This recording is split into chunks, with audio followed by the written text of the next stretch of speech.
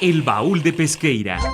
Un espacio que enriquece diversos acontecimientos históricos a través de la sonoridad de la radio. Esta es una producción del Departamento de Historia y Antropología en coordinación con Radio Universidad.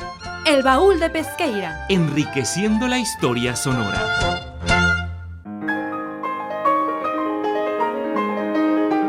Buenas tardes, Radio Escuchas. Sean bienvenidos al Baúl de Pesqueira. Los estamos acompañando Jorge Lares y su servidor, Víctor Cervantes. Estamos con el doctor Irán Félix Rosas, que viene a hablarnos de su trayectoria como docente e investigador en la Universidad de Sonora. Ágora es una sección abierta al debate, Análisis, opiniones, discusión comentarios y reflexiones de quienes gustan, investigan y estudian algún tema de la historia. Te invitamos a formar parte del Ágora.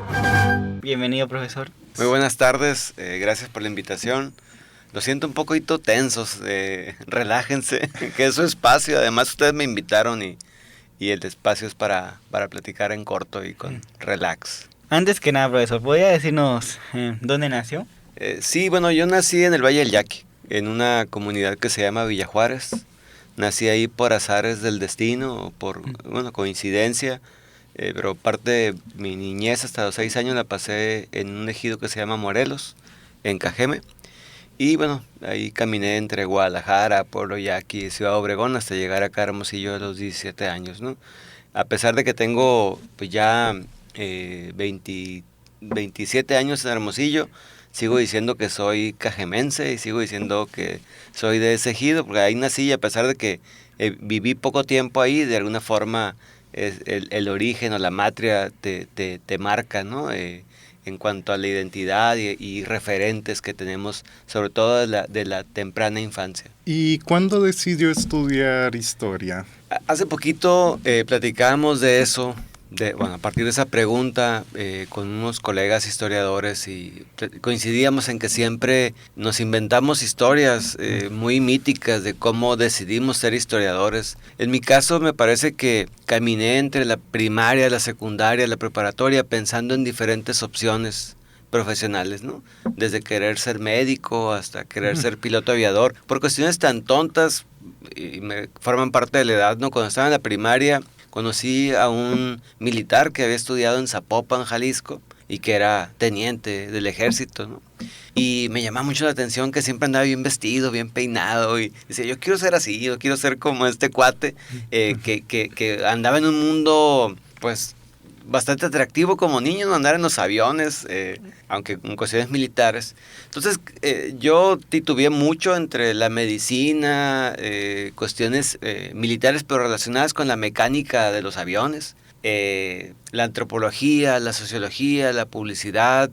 Anduve ahí todavía hasta la prepa y en el 4º semestre me decidí que quería ser historiador y me parece que las razones por las cuales llego a la historia tienen mucho que ver con el espacio inmediato, con lo que ocurre en las familias, ¿no? En mi caso concreto, me parece que siempre tuve muchos referentes relacionados con la historia y de la manera en que la historia explicaba parte de lo que era como adolescente, ¿no? En el caso concreto del reparto agrario, que fue un acto que siempre referían mis abuelos, porque por los dos lados tenía mis dos abuelos, mis dos abuelas, fueron beneficiados con el reparto agrario del 37. Entonces siempre había estas referencias al pasado como un acto fundacional y lo que explicaba lo que éramos en ese momento como comunidad ejidal. Y me parece que por ahí viene la razón por la cual estudié historia, aunque podemos tener muchos referentes en el ámbito familiar y al final como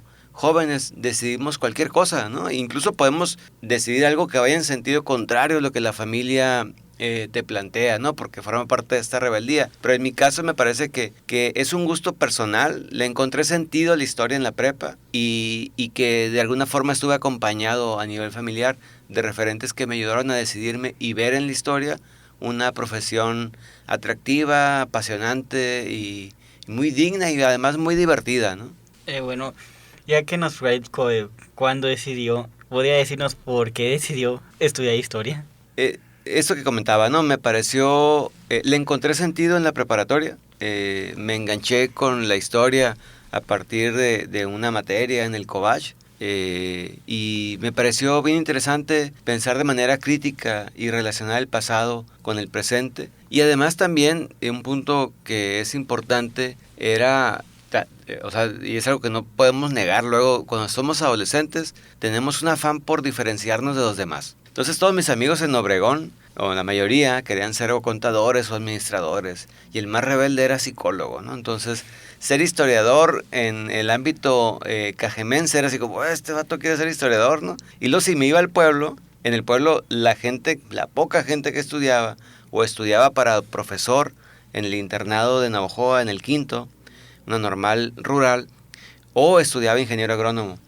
Entonces dije, yo quiero ser historiador. Entonces era así como que, en cierta forma también un acto de rebeldía, pero me parece que es más, está más relacionado con una identificación del sentido de la historia como disciplina y como profesión que permite reflexionar de manera crítica sobre el presente. ¿Por qué tomó la decisión de ser docente? Fíjate que, bueno, en un primer momento, y es algo que a veces no siempre cuento, pero la noche previa a venir a la Unison a inscribirme, que me tocó inscribirme en el gimnasio del Estado, porque había problemas acá con lo de la reforma de la Ley 4 en 1992. Vine a inscribirme de Obregón. No tenía dinero mi papá para darme, yo estaba así como indignado, ¿no? O sea, como, pues no hay dinero, me voy a ir a la normal rural, ¿no? Y a mi papá le resultaba así como que indigno, o como que un golpe a su paternidad responsable, que su hijo no viniera a Hermosillo a estudiar y que por falta de recursos se fuera a la normal rural. Siempre me gustó la docencia. Me gustaba jugar, como muchos niños, a la escuelita y todo esto. Y yo empecé a dar clases al salir de la licenciatura, incluso sin estar titulado. Empecé en el Instituto Soria, nos invitaron, ahí salió una oportunidad en agosto del 98. Empecé a tumbos, ¿no? Así, con muchas deficiencias, muy nervioso y... Era un mal negocio ser profesor porque tenías que preparar la clase, dedicarle un montón de tiempo. Pero desde ese momento, a pesar de que me resultó muy difícil empezar a dar clases, me gustó. Me parece que la docencia te permite dejar huella en los demás, ¿no? Y convertirte de alguna forma en un referente. Y si eres un buen referente, pues mucho mejor, ¿no? Porque así como yo tengo referentes a mis profes de primaria, secundaria, preparatoria, mis profes universitarios, mis profes del posgrado, pues al final uno busca dejar esa huella. Y la docencia te permite tener un acercamiento muy íntimo académicamente con los estudiantes, ¿no? Entonces te permite, por ejemplo, trabajar juntos una tesis, ¿no? Y bueno, acá está Víctor, que trabajamos su tesis sobre la telenovela El vuelo del águila, y me parece que es un espacio también de aprendizaje constante. Siempre aprendemos cuando estamos investigando, pero cuando somos docentes me parece que te obliga a refrescarte, a rejuvenecerte, a estar como al día, saberte chistes nuevos, ¿no? Saber qué onda con el anime, con diferentes cosas que si no te quedas si no estás en el aula, en el contacto con los jóvenes, te quedas en tu círculo donde estás hablando con tus pares, con tus amigos, de tus cosas que forman parte de tu generación o de tu ámbito estrictamente de investigación. Y ser docente te permite refrescarte todos los días, ¿no? Al mismo tiempo que es un reto, es una gran ventaja por esta posibilidad de refresh que tienes todos los días, ¿no? Pero bueno, ya que nos contó por qué toma la decisión de ser docente, también nos nace la pregunta de si tuvo algún obstáculo para ejercer la docencia. Y yo creo que el principal obstáculo fue mi falta de experiencia, mi falta de capacidad, que es algo que no se resuelve porque no se puede resolver en la licenciatura. Porque puedes pasar hasta 10 años y no adquirirás las destrezas necesarias, porque eso lo adquieres en el aula, ¿no? Entonces, el principal obstáculo que tuve es que soy muy tímido y me cuesta mucho relacionarme con las personas, ¿no? Entonces era llegar y pararme frente a 40 adolescentes calenturientos, era así como, órale, ¿cómo le hago para jalar su atención, ¿no? Poco a poco lo aprendes, ¿no? Y yo me fogueé un poco en la prepa, seguía trabajando como asistente de investigación, y ya después cuando estaba en la maestría fue que entré a la licenciatura como profesor en el 2002, y ahí tuve espacio, digamos, un espacio diferente, ¿no? Que era regresar al lugar donde salí, que era la licenciatura, y para mí era así un sueño muy suave, ¿no? Que era pues dar clases donde yo me formé profesionalmente como historiador y me parece que todos los obstáculos se eliminan o son menores cuando tienes las ganas de hacerlo, ¿no? Por ejemplo, si te interesa ser docente en nivel secundaria, yo diría el gran obstáculo es el control de los adolescentes, ¿no? Pero eso puede ser para mí, que no me interesa tanto la docencia a nivel secundaria. Digo, está más suave ser profesor en la prepa porque tienes un nivel de reflexión más alto o más profundo. O en la universidad, ¿no? En cualquiera de las licenciaturas o los programas docentes. Pero me parece que si tienes la vocación y te interesa cualquier obstáculo, que muchos de ellos están relacionados con la falta de apertura luego que tenemos, ¿no? Por ejemplo, en mi caso concreto, la timidez era una situación que me impedía o que me frenaba un poco, pero de alguna forma el aula es tu espacio, ¿no? Y puedes ser muy tímido afuera, pero en el aula tienes que soltarte, ¿no? Y relajarte y pensar que son los 50 minutos que tienes para formar a un joven, ¿no? ¿Y de qué manera comenzó a organizar sus clases? Ok, bueno, al principio y todavía, ¿no? Al principio me costó mucho trabajo porque era investigar mucho. Por ejemplo, di Historia Universal. Es una materia que daba en 3 grupos en la preparatoria, ¿no? Entonces cada clase era sentarme a leer, sentarme a pensar en un guión, sentarme a pensar en materiales, en actividades. Es mucho el tiempo que le dedicas en los primeros, ¿qué será? Los primeros 5 años, pero sigues después dedicándole tiempo, ¿no? Todavía en mis clases en la licenciatura, pues cada clase la planifico, ¿no? Digo, en esta clase vamos a ver tal tema, esta será la actividad, si no pega, tengo esa actividad. O sea, siempre debes tener un plan B. Cuando no prende el cañón, por ejemplo, ¿no? Que eso luego era muy común y que uno lo aprende con malas experiencias, ¿no? Al final, cuando te va mal en algo, me parece que es el momento exacto en el que te permite replantear o repensar tu práctica. Alguna vez, por ejemplo, como ponente, iba a presentar un trabajo en un evento sobre archivos y yo llevaba bien preparada mi presentación en PowerPoint en el 2003, le estoy hablando, hace 16 años, y falló el cañón en el lugar. Entonces yo estaba así parado como idiota, decía que ahora qué hago, pues no llevaba ningún elemento extra. Entonces lo que hice fue platicar la ponencia, ¿no? Pero no iba preparado con un plan B. Y me parece que, bueno, parte con referencia a la pregunta, siempre en las clases debes de tener un diseño que te permita cubrir la temática que deseas, definir actividades, pero también definir actividades alternativas por si no pega o por si la resuelven muy rápido, por ejemplo, actividad y tienes que hacer algo más para reforzar el contenido, ¿no? Entonces, yo me parece que aprendí mucho a nivel preparatoria. A nivel preparatoria te obligan mucho a planificar las clases, a hacer planeaciones docentes. Por ejemplo, todavía del 2015, 2016 que estuve trabajando en la prepa de la REA, ahí afiné este asunto de la planeación, ¿no? Que a veces es engorroso planificar una clase, pero me parece que te obliga a pensar, a prever lo que pueda pasar en el aula de clases, ¿no? Y bueno, si vas a hacer una actividad afuera, pues sabes o debes de contemplar lo que significa mover al grupo, ¿no? ¿Cuánto tiempo vas a gastar en sacar un grupo del salón y llevarlo al campo? Entonces son cosas que te ayuda cuando lo planificas, ¿no? Y me parece indispensable planificar las clases, ¿no? Y es algo que a veces lo hacemos a nivel de universidad. Por ejemplo, la universidad no te obliga a presentar una planificación de clases. Es un asunto más personal, pero siempre estamos planificando, pues, ¿no? Y diseñamos, a veces no lo ponemos en un papel, pero tenemos una secuencia didáctica para aterrizarla en el salón. Bueno, ¿podría platicarnos, por favor, de sus alumnos? ¿Cómo es que los motiva? Eso sí que no sé. Bueno, al final la motivación me parece que uno intenta hacer cosas, ¿no? Pero si funciona o no, la respuesta está más bien en los alumnos. Y sería una pregunta que tendrías que hacerte quizá tú, ¿no? O sea, por ejemplo, ¿qué puedo hacer yo para motivarte? O sea, ¿de qué manera tu formación pude complementarla, ¿no? Yo trato a veces de ser un poco relax así en el trato, como para generar confianza. Y además me da flojera ser muy formal, pues, ¿no? Pero me gusta generar confianza y me parece que a partir de la confianza es cuando pueden salir esas dudas más auténticas, ¿no? Yo tuve profes muy serios, ¿no? Incluso profes que ahora son mis compañeros de trabajo y yo les sigo hablando de usted, ¿no?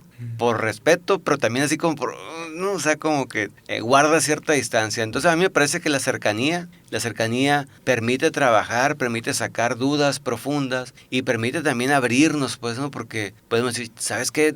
No sé redactar, o me cuesta mucho trabajo citar, o me cuesta mucho trabajo comprender un texto. Y a veces le estamos dando vueltas como estudiantes, tratando de generar un producto y no atinamos no identificamos dónde estamos fallando. Y la confianza, me parece, es una condición básica para transparentar nuestra práctica, decir, como estudiante yo estoy fallando en esto, ¿no? Me parece que, bueno, una estrategia de motivación tiene que ver con la generación de confianza, ¿no? Y no es algo artificial o premeditado, ¿no? Trato de hacer relax en los diferentes ámbitos de la vida, incluso a veces demasiado relax, ¿no? Pero bueno, eso es parte. Y también la motivación me parece que tiene que ver con el diseño de una carrera, ¿no? Me parece indispensable que cuando estamos estudiando sepamos qué es lo que queremos o hacia dónde queremos llegar con nuestro trabajo, ¿no? A veces estamos, como la misma juventud, a los 20 años pensamos que la vida es infinita y que tenemos una infinidad de posibilidades de equivocarnos y de que podemos permanecer haciendo lo mismo hasta los 40 años, y no es así. Al final tenemos que hacer un diseño de la vida, quizá no muy estricto, pero sí saber hacia dónde queremos llegar, qué queremos hacer. Y yo siempre trato de platicar de eso. Ahora, titúlate, ¿no? Trabaja en la tesis. ¿Y luego qué vas a hacer? ¿Qué viene después? Ok, pues si quieres ser docente, pues empieza a llevar estas materias, empieza a hacer estas prácticas, o si quieres hacer investigación, ok, búscale por acá, genera productos, haz una ponencia. Entonces, si tú quieres dedicarte a la investigación, pues sal de la licenciatura con 2 ponencias y una tesis y muévete, ¿no? Y pierde el miedo. Víctor perdió el miedo, por ejemplo, ¿no? Y se fue a Morelia y todo el rollo, y regresó sano y salvo, ¿no? Entonces, a veces la motivación es más bien decirle al estudiante, tú puedes, ¿no? Anímate. Si te interesa caminar por esta ruta, pues dale, ¿no? O sea, no temas, pues, ¿no? Porque al final muchas veces uno mismo se pone los obstáculos, ¿no? No significa que podamos hacer de todo. Por ejemplo, me gusta mucho la música, pero soy muy malo no toco ningún instrumento y soy muy malo como cantante. Entonces, no significa que todo lo que queramos lo podemos hacer, pero si lo planificamos, podemos darnos cuenta que no podemos hacerlo y podemos tomar una ruta diferente, ¿no? Entonces, al final mi tarea, me parece, como profesor, es motivarlos a que diseñen su ruta académica, profesional, y tratar de empujarlos para que se animen, ¿no? O para que agarren un paso más rápido para eso, ¿no? Porque esto que pensamos como infinito, que es la juventud, pues es un tris que se nos va y de repente ya somos chavorrucos y decimos, ching, ¿qué hice con mi vida estos 15 años, ¿no? Y hablando de ruta académica y motivación, ¿qué materias le gusta impartir a usted? ¿Y cuáles imparte actualmente también? La verdad, me gustan todas las materias. He dado materias que me han costado trabajo y otras que me salen solas, ¿no? Me gusta mucho dar estadística, por ejemplo, porque es un espacio en donde el estudiante puede, primero, perderle el miedo a los números. Digo, qué suave que me toque a mí en historia hablar de números y que ese miedo inicial, a la vuelta de un año, se convierta en una ponencia con gráficas y cuadros y números, ¿no? Esa parte me gusta y me parece atractivo de esa materia. Pero también, por ejemplo, introducción a la historia en el primer semestre me gusta mucho también, porque es en cierta forma la bienvenida con los estudiantes y me permite conocer 40 canijos que quizá llegarán 20 al final, pero digo, yo los conocí cuando empezaron, ¿no? Y qué suave ver su trayectoria, ubicar más o menos cómo han caminado y cómo han mejorado como estudiantes. Pues he dado Revolución Francesa, Primera Guerra Mundial, que es prácticamente el siglo XIX occidental. Es una materia que me gusta también mucho. Me gustan mucho métodos cuantitativos, pero también me gustan mucho métodos cualitativos. Prácticamente en todas he encontrado un espacio, una motivación para aprender cosas nuevas, ¿no? Por ejemplo, algunas materias te obligan, por ejemplo, archivos, ¿no? Yo llevé un diplomado en archivos y pues, la materia te obliga a refrescarte con la ley de archivos, con la normatividad, con el trabajo que se hace para organizar un acervo, y prácticamente en todas las materias tienes que estar investigando, ¿no? Entonces, todas me gustan por eso, porque todas te obligan, hasta estadística, que puede ser, estadística fue la primera materia que di en la licenciatura hace 17 años. Entonces, el curso que doy hoy es muy diferente al que di a 17 años porque forma parte de este aprendizaje que identificas más o menos hacia dónde van los intereses de los estudiantes o de qué manera puedes enseñar mejor las series temporales o la dispersión o las medidas de tendencia central. Entonces he caminado por muchas materias, pero me parece que en todas aprendes. Recientemente, bueno, hace un par de años, empecé a dar clases en el posgrado y también es bien interesante, ¿no?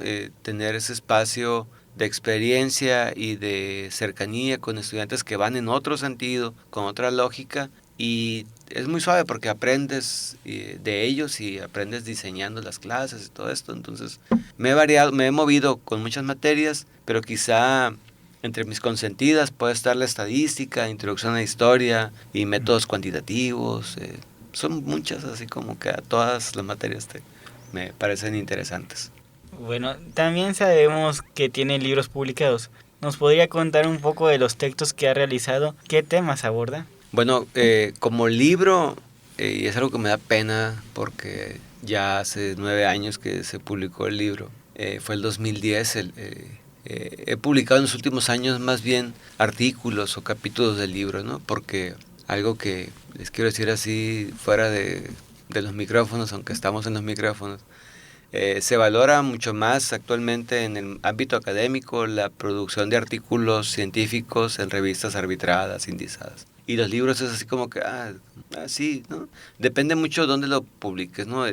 Ese libro que publiqué es una versión remasterizada de la tesis de maestría que hice en el 2004 y lo publiqué en el 2010, lo publicó la Universidad de Sonora y el Colegio de Sonora. Fue un libro dedicado a la epidemia de fiebre amarilla en Hermosillo en el 83-85 del siglo XIX y me gustó mucho porque me permitió aprender el proceso. A mí me tocó coordinar revistas cuando era estudiante, cuando era egresado y cuando era coordinador de la licenciatura me tocó coordinar una publicación estudiantil que era una gaceta. Entonces sabía más o menos cómo corría el agua con el asunto de las publicaciones periódicas y la publicación del libro me permitió tener mucha cercanía en la corrección de estilo, aspectos tan básicos como el diseño de la portada. Por ejemplo, la foto que aparece en el libro, en la portada del libro yo la escogí, ¿no? Y eso está suave, ¿no? Que puedas tener ese grado de injerencia, ¿no? Pero ese es el libro más reciente, el único de autoría propia, ¿no? Y es del 2010, ¿no? Y, por ejemplo, mi tesis doctoral la estoy partiendo en pedazos y publicándola como artículos en revistas indizadas, ¿no? Por esta situación que les comentaba, ¿no? Que es algo que tiene mayor reconocimiento y también, la verdad, tiene mayor impacto. Por ejemplo, publicamos, mi director de tesis y yo, un artículo acerca de la epidemia de viruela del 69-71 en Sonora, en una revista editada por el Colegio de Michoacán. Y pues es un artículo que está en la nube, que se puede descargar, y un libro luego es más complicado que lo puedan subir por asuntos de derechos de autor, la editorial y todo esto. Entonces el libro termina circulando por papel de manera más lenta o menos efectiva que como circula un artículo que está en diferentes índices y que lo puede consultar con diferentes personas, ¿no? Entonces, también esa es la razón por la cual se valora de mejor manera los artículos y muchos académicos hemos avanzado más en esa línea que en el asunto de publicar libros, ¿no? Estamos trabajando ahorita en la edición de un libro acerca de las licenciaturas en Historia en México que lo editará la UNAM en un formato digital, pero es un formato híbrido donde editan impresos como 10 libros y el resto es en una nube y lo ponen en un repositorio que tiene la UNAM para libre descarga, ¿no? Entonces, dice, si la universidad es pública, pues que todo lo que produce la universidad con recursos públicos esté ahí disponible para que tú en un clic descargues un libro, ¿no? Es un libro que estamos trabajando, que espero que salga o este semestre que viene o el primer semestre del próximo año, ¿no? ¿Nos podría contar alguna anécdota que le ocurrió al momento de estar investigando? Tengo muchas anécdotas. Son muy aburridas mis anécdotas, pero tienen mucho que ver con los hallazgos, ¿no? Con las cosas que te encuentras que no te imaginabas encontrar, que terminan marcando en cierta manera un rumbo distinto en la investigación Siempre me ha gustado mucho la investigación, el hecho de estar en el archivo. Para mí es algo mágico, ¿no? Porque te permite estar en contacto con gente que ya no está y te permite leer documentos que quizá durante 100, 200 años nadie más había leído más que tú, y quizá el que los catalogó los puso ahí. Pero así anécdotas concretas, no sé, la localización de algún documento que te lo encuentras sin saber que existía, concretamente un informe que hace el médico Fernando Pesqueira, director el primer director del Hospital Civil de Hermosillo, en 1881 hace un informe a partir de una acusación un caso que le siguen por unas ofensas que emite contra las autoridades municipales, lo acusan, lo juzgan, y en el proceso está el informe en donde señala de manera chusca el papel de las autoridades y bueno, ese documento, digamos, yo andaba buscando el caso del médico y nunca pensé encontrarme el documento en donde describe el médico las características sanitarias o higiénicas de Hermosillo hacia 1880, y ahí bueno, son así como joyitas que te encuentras que nunca pensabas que existieran y que es como de rebote, ¿no? Y la investigación histórica está llena de eso, de rebotes, de cosas que brincan y que tú las tomas y las aprovechas para escribir. Agradecemos la presencia del doctor Irán Félix Rosas y a ustedes, radioescuchas, por escucharnos en su programa El Baúl de Pesqueira, enriqueciendo la historia en Sonora. Los invitamos que nos sintonicen todos los martes a las 5:30 por Radio Universidad. Nos despedimos de ustedes, Jorge Lares y Víctor Cervantes. Hasta la próxima emisión. Por hoy, El Baúl de Pesqueira ha cerrado un programa más. Te invitamos a escuchar un encuentro entre el pasado y el presente de Sonora en la próxima emisión. Esta fue una producción del Departamento de Historia y Antropología en coordinación con Radio Universidad. El Baúl de Pesqueira. Enriqueciendo la historia.